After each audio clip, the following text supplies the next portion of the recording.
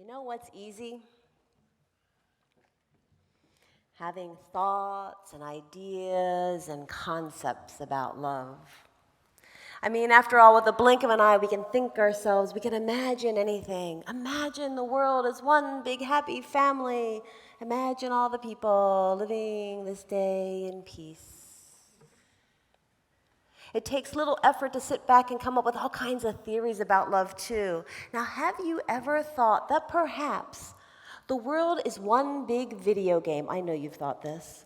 And we are being controlled by some teenage life forms from another planet who have created us as their avatars and who have the power over what we do and say. Yes, Tamsin, this is true. And right before they achieve peace, right before we achieve peace, to win that level and level up, right then, on the verge of the all-encompassing love of the world, their parents make them stop and go do their homework. So we are just left suspended. It's true, isn't it, Lawrence? And of course, many of us have had the experience of creating documents about love. With a swipe of a pen or a few keystrokes, we create incredible sounding documents that declare our principles of life and love and craft amazing agreements with each other to ensure that love will always be there. Well, just today, just now, we shared a document of promise as we welcomed our new members, and we declared our intentions and they declared theirs to us. I've noticed Unitarian Universalists really like covenants, these agreements. Many groups and committees will take time to create a covenant of how they agree to be together in love. And our 7 principles, they're written as a covenant. They begin with, we as Unitarian Universalist congregations affirm and promote. And then they list the principles. We promise each other to uphold these principles. Now, of course, if any of you have been married or done a commitment ceremony, you probably have a document of your own of vows that you shared, your marriage covenant. So here's a question for all of you who fall into this category. Of the people who have or have ever been married or created a relationship covenant, how many of you have displayed that covenant, those vows, somewhere in your house, on a wall and framed it up? Anybody? Do you have it written down anywhere? You have it written down, okay. So how many of you that have these covenants written down, when you have gone through a tough part in your relationship, how many of you had pulled that out from the drawer, dusted it off, and said to your partner, wait a second. Before we go any further in this argument, let me take time to reflect on our relationship covenant and the promises I've made to you. And let me do some inner inquiry to see where I may be out of covenant with you and I need to change. Who said that to their partners? Why is there laughing? These were serious covenants. You spent thousands of dollars so people can witness you saying these things to each other. Yeah. Perhaps I'll get a few more hands go up if I ask this question. How many people have literally or figuratively held up a covenant in these situations, married or otherwise, and said, see, you're out of covenant with me. Look at the promises you have broken. Of course, the minister's husband has never gone through that, but honey, this is what happens in some relationships.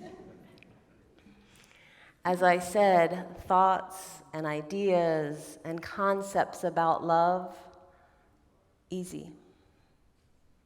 Always living love, not so easy. Amen?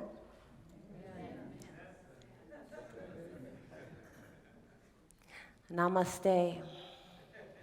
I bow to the light in you. But now that we're talking about light, can I point out all the dark places in you too? No, you don't want me to do that? Okay, well, I'm going to think about them anyway. Admit you've done it, right? I promise to assume good intentions. That is a piece in many of our covenants we make around here. I vow to assume good intentions. Unless, of course, what you say triggers some old wound in me, and then, well, I knew what you really did mean, that you really meant to hurt me. And by the way, I have proof. Let me show you these emails. Amen. Send. Okay, so we are human. We all experience the great human fragility of imperfection. And as Brene Brown says, you are imperfect. You are wired for struggle, but you are worthy of love and belonging. So what's the antidote? How do we live love given those tendencies? Well, we are in a religious setting here this morning, so let's talk about faith. Anybody just shiver when I said that word? Faith, faith, faith, faith, faith, faith, faith, faith, faith, faith. Now, I know this word sometimes gets a bad rap around here. As Unitarian Universalists, we sometimes only see faith as connected to the unscientific and therefore unreal beliefs that others may hold. And although I will agree that we are a religion that does not require you to have faith in a specific deity or any deity at all, if you do not want to, we are a faith that does not require for you to believe in a list of things that cannot be empirically proven, like virgin births or arks filled with animals 2x2s, or that one person's resurrection will save you.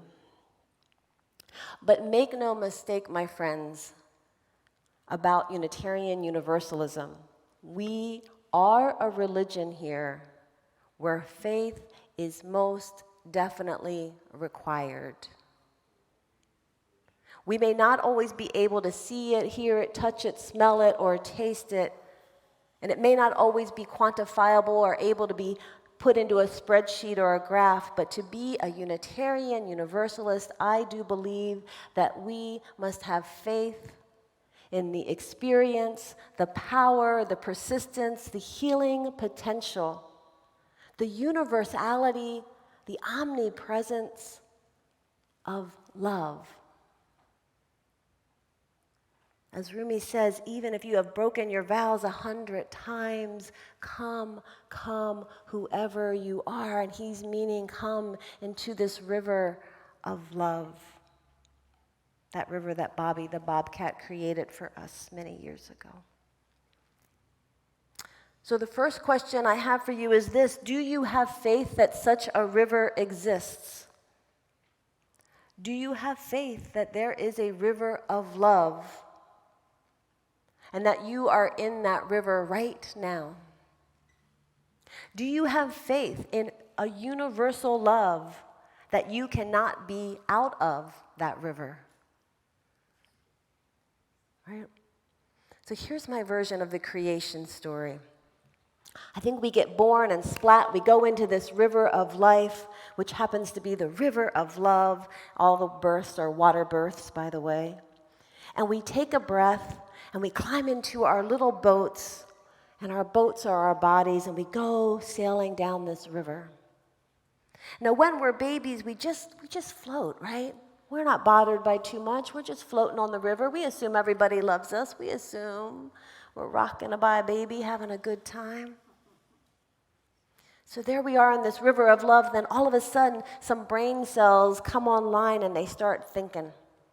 And they start noticing that there's other boats out in the river. Not a big deal at first, but then one day another boat bumps into ours and we're like, whoa, who did that?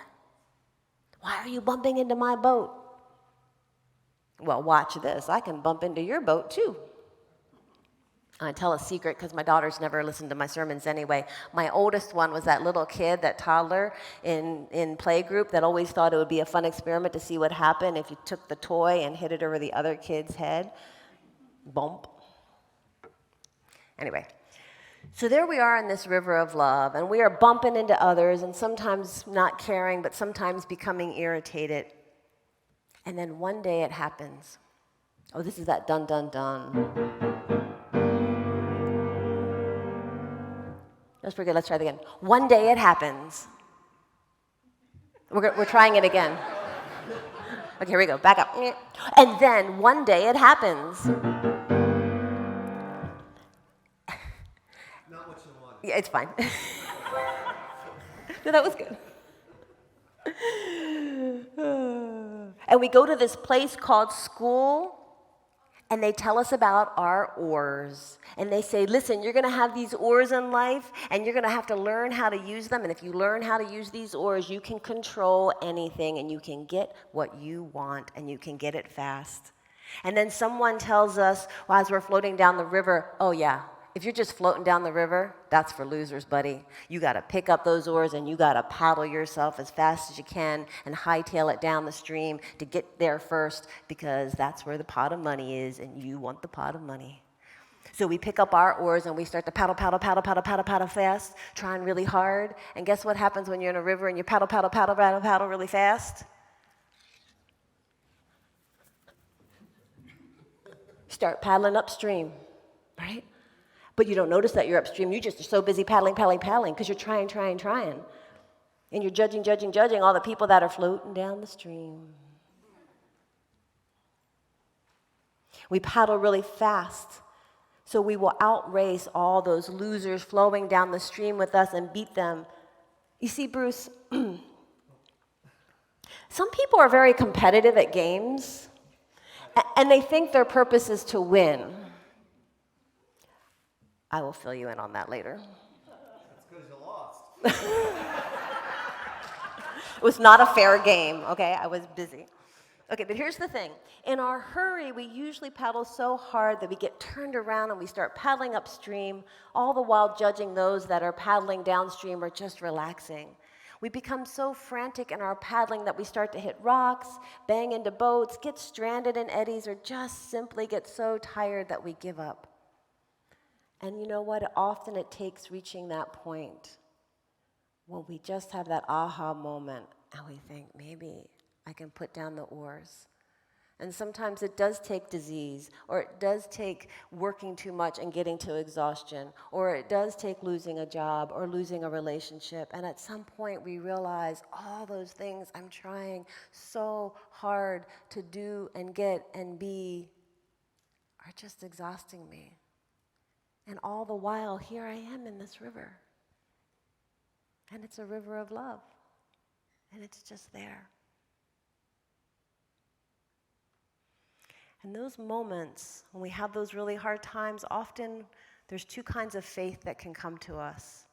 And there is this one kind of faith that says, hey, don't worry, there's a better place when you die. Just hang in there. It's all going to be over soon, and you get to go someplace better.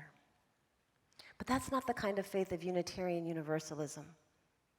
In Unitarian Universalism, the faith that is there is this faith that is grounded in this idea that says, hey, I see you're having a hard time right here, right now, but don't forget, you are actually floating in and surrounded by a river of love. All you have to do is let go. Because your natural born condition, your natural born by the fate that you were born into this river of love. And that's what this faith says over and over again. I can't tell you what to believe theologically. I don't know for sure if I am an avatar in some teenage aliens game or not. But I know that by virtue of being here, I am intimately surrounded and connected to love. Alan Watts has this great quote. He says, faith is a state of openness or trust. To have faith is like when you trust yourself to water. You don't grab hold of the water when you swim, because if you do, you will become stiff and tight in the water and you will sink. You have to relax. And the attitude of faith is the very opposite of clinging and holding. Do you remember when you learned how to swim? When you first learned how to float? I remember teaching my daughters how to swim and holding their little bodies and saying, just trust the water. And eventually I could take my hand off their head and And she was okay. And then eventually take my hands away from the body. And there was that moment. It's an exhilarating moment, the moment you realize you can float. And I wonder, is there something going on in your life right now that's causing you to slap at your water of life? What is that thing? What's the thing that you got your oars so up, ready to paddle, to control? What is the thing that you're trying so hard to overcome that you're just slapping at it and slapping at it? And what would it be like if you remembered that your birthright is to float? That's all. If you had faith that the river of love was holding you right now, no matter what condition you are facing, what would your life be like? And this remembering, this call to remembering, is the reason we come here on Sunday mornings. It's the reason we attend listening circles or other activities, because we need reminded. And it is our call to each other to remind each other when we're having a hard time. I can't fix the thing for you, but I can remind you there is a body of love holding you. So let yourself float. Have faith. The river of love has you. So my prayer for you this morning is that may you go forth remembering where you are and who you are. May you remember to put down the oars and rest. May you find joy in your buoyancy on this great river of love. And may we be a community that creates one big joyous party boat float boat, as we float down the stream together. So let's do that now. Let's say amen and send.